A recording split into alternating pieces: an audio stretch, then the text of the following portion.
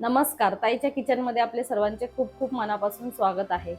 पावसाला सुरुवात झाली की लगेच घरच्यांची फरमाईश येते, ती म्हणजे कुरकुरीत कांदा भजी आणि गरमागरम वाफाळता चहा।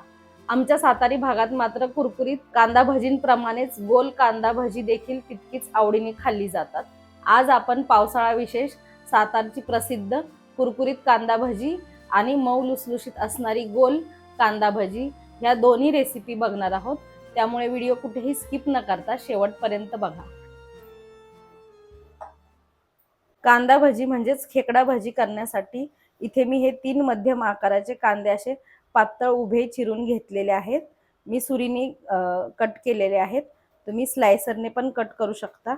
याला आपल्याला आता अर्धा चमचा इतका मीठ लावून घ्यायचं आहे। ह्या भाज्यांमध्ये आपण जरा सुद्धा पाण्याचा वापर करणार नाही। जेव्हा तुम्ही कांदे असे पातळ उभे चिरता, आधी मीठ लावण्याच्या अगोदर ते पूर्ण सर्व स्लाइस मोकळे करून घ्यायचे, म्हणजे कांदा भजी एकदम असे व्यवस्थित परफेक्ट होतात आणि त्याला खेकड्याचा आकार येतो। एकन एक असा स्लाइस वेगळा मोकळा मोकळा झाला पाहिजे। सर्व कांद्याला मी असं मीठ चोळून घेतलेलं आहे। आता आपण हा कांदा झाकून बाजूला ठेवूयात, म्हणजे मिठामुळे त्याला पाणी सुटेल। कांदा भजीसाठी आपण मीठ लावून कांदा ठेवलेला आहे। त्याला 10 ते 15 मिनिटं वेळ लागेल। तोपर्यंत आपण गोल कांदा भजी करून घेऊयात। त्यासाठी इथे मी 1 वाटी बेसन घेतलेला आहे आणि त्यात आपल्याला घालायचा आहे 1 मध्यम आकाराचा कांदा असा बारीक कट करून घेतलेला आहे। पाव चमचा हिंग घालायचे आहे। 2 ते 3 हिरव्या मिरच्या चिरून घेतलेल्या, अर्धा चमचा धने असे जाडसर कुटून घेतलेले आहेत ते घालायचे, पाव चमचा ओवा हातावर असा क्रश करून घालायचा, पाव चमचा हळद आणि बारीक चिरलेली भरपूर अशी कोथिंबीर घालायची। आता सर्व जिन्नस आपण हाताने चांगले असे मिक्स करून घेऊयात। सर्व जिन्नस असे मिक्स करून घेतले। आता थोडं थोडं पाणी ॲड करून ह्याचं आपल्याला बॅटर तयार करून घ्यायचे। खूप जास्त घट्ट पण नाही ठेवायचं आणि खूप जास्त पातळ पण हे मिश्रण ठेवायचं नाही। सर्व जिन्नस मी मिक्स करून घेतले, पण मी हे तेल गरम करायला ठेवण्याच्या गडबडीमध्ये मी मीठ घालायची विसरले। अर्धा चमचा आपल्याला मीठ घालायचं आहे। मीठ मिक्स करून घेऊया आणि मी भजी तळण्यासाठी तेल पण चांगलं गरम करायला ठेवलेलं आहे कढईमध्ये। आता लगेचच आपण ही भजी तळायला घेणार आहोत। आता तळायला घ्यायच्या आधी लगेच आपल्याला सोडा घालायचा आहे। इथे 2 चिमूट इतका सोडा मी घेतलेला आहे। जास्त सोडा घालायचा नाही, जास्त सोडा घातला की भजी तेलकट होतात। सोडा घालून आता चांगलं असं मिक्स करून घेतलं आणि आता आपण लगेच भजी तळायला घेऊया।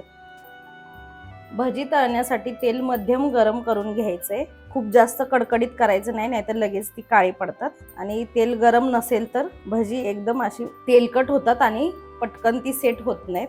तेल मध्यम गरम करून घेतलेलं आहे आणि गॅस पण भजी सोडेपर्यंत आपल्याला गॅस कमी ठेवायचा आहे। अशा प्रकारे ही गोल आकारामध्ये भजी सोडायची आहेत आपल्याला। जेवढी तेलात बसतील तेवढीच सोडायची।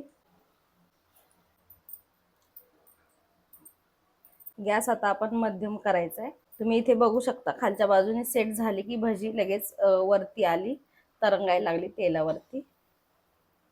लगेचच अशी पलटी करून घेऊया। ह्या भाज्यांमध्ये आपण हिरवी मिरची घातल्यामुळे ही जास्त अशी दिसणार नाहीत डार्क रंगावर, एकदम लाईट सोनेरी रंगावरच आपल्याला ही आलटून पलटून तळून घ्यायचे। 3 ते 4 मिनिटं मध्यम गॅसवर ही मी भजी आलटून पलटून सर्व बाजूनी तळून घेतलेली आहे। आपली भजी तयार झालेली आहे। ही आपण आता काढून घेऊया। कांद्याला मीठ लावून ठेवलं होतं, त्याला 10 ते 15 मिनिटं झालेली आहेत। इथे तुम्ही बघू शकता कांद्याला मस्तच पाणी सुटलेलं आहे भरपूर। आपल्याला ह्या पाण्यातच आपल्याला आता हे मिश्रण भज्यांचं तयार करायचंय। यात आता आपण जिन्नस घालून घेऊया। हे अर्धा चमचा जाडसर कुटलेले धने, पाव चमचा हिंग, पाव चमचा हळद, अर्धा चमचा लाल तिखट, पाव चमचा ओवा हातावर घालायचे क्रश करून, बारीक चिरलेली कोथिंबीर, हे सर्व जिन्नस चांगले असे कांद्याला आधी चोळून घ्यायचे. अशा प्रकारे चोळल्यामुळे अजून पाणी सुटतं कांद्याला आणि सर्व जिन्नस असे व्यवस्थित त्या कांद्याला लागतात. प्रत्येक स्लाइसला ते सर्व जिन्नस व्यवस्थित लागले की भज्यांना छान अशी टेस्ट येते.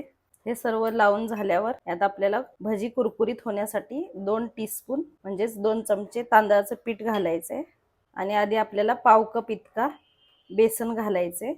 आधीच जास्त बेसन घालायचं नाही, जसं लागेल तसं बेसन आपल्याला ऍड करायचं आहे, कारण कांद्याला फक्त कोट होईल एवढंच आपल्याला बेसन इथे वापरायचं आहे.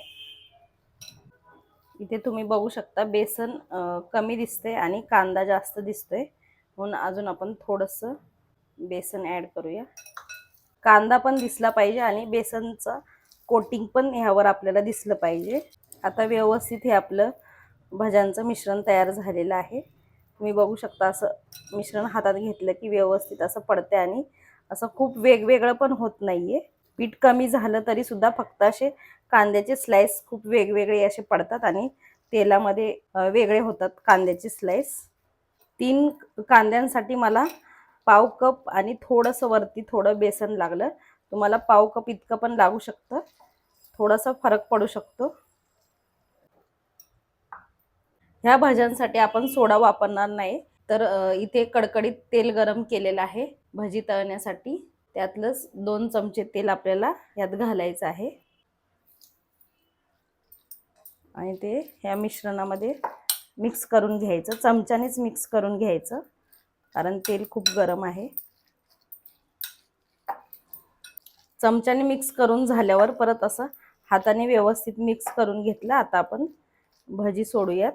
तेल थोडं मध्यम गरम करायचं आहे आणि गॅस कमी करून भजी सोडायची. ह्या भाज्यांना तेलात सोडताना कोणताच शेप द्यायचा नाही, जसे सुटतील तसे सोडायचे. म्हणूनच याला खेकडा भजी असं म्हणतात. तुम्ही लहान मोठे कसे पण टाकू शकता. मी थोड्या मध्यम आकाराची भजी टाकते.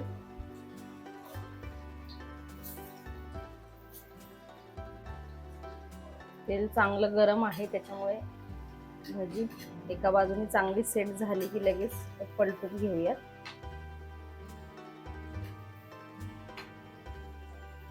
इथे तुम्ही बघू शकता बबल्स थोडे कमी झालेत, म्हणजे तेलाचं टेम्परेचर थोडंसं कमी झाल्यामुळे मी परत गॅस मध्यम केलेला आहे. आधी सुरुवातीला तेल जास्त गरम होतं, त्याच्यामुळे ही 2 भजी जास्त अशी खरपूस लगेच भाजली गेली. आपल्याला तेलाचं मोहन घालायचं होतं, त्याच्यामुळे जास्त कडकडीत असं गरम केलेलं होतं तेल. आता मध्यम गॅसवरच आपल्याला ही भजी तळायची आहे.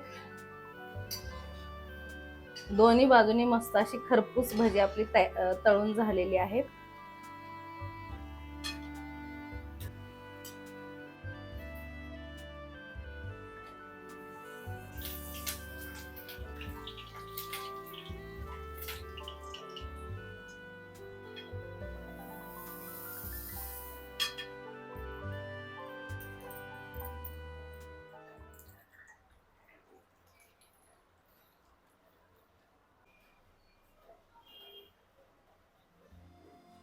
आपली कुरकुरीत कांदा भजी आणि मऊ लुसलुशीत अशी जाळीदार गोल कांदा भजी दोन्ही तयार झालेले आहेत आणि त्याचसोबत गरमागरम वाफाळता चहा सुद्धा तयार झालेला आहे.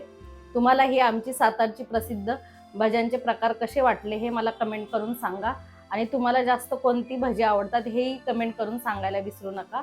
व्हिडिओ आवडले असेल तर लाईक करा, जास्तीत जास्त शेअर करा, चॅनलवर नवीन असाल तर सबस्क्राईब करा आणि व्हिडिओला हाईप करा.